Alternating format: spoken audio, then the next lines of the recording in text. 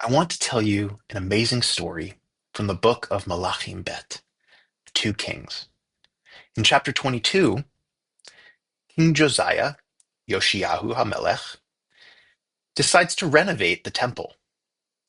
And during the renovations, the workers find a scroll and they bring it to the scribe who reads it and finds within it something very special and finds that this scroll is very special and brings it to the king. And when the king hears the words written inside that scroll, he falls on his face and he weeps. He weeps because he just learned and just heard the words of Moshe Rabbeinu, of Moses. The scroll that scholars believe was found was the scroll of the book of Deuteronomy. We're about to begin reading the book of Deuteronomy this Shabbat. And after reading this scroll, Yoshiyahu HaMelech decides to institute religious reforms in the kingdom of Judah.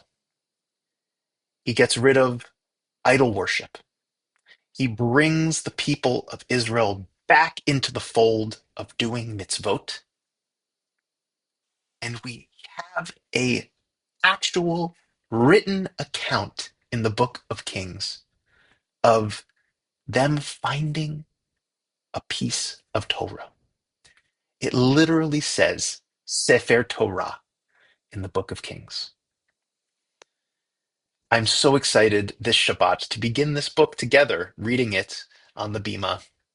We're going to begin the recounting of the many journeys of the Israelites through the desert, the mitzvot we received from God, through the eyes and through the words of Moshe, his final speech to the Israelites while they stand on the precipice looking out into the land of Israel.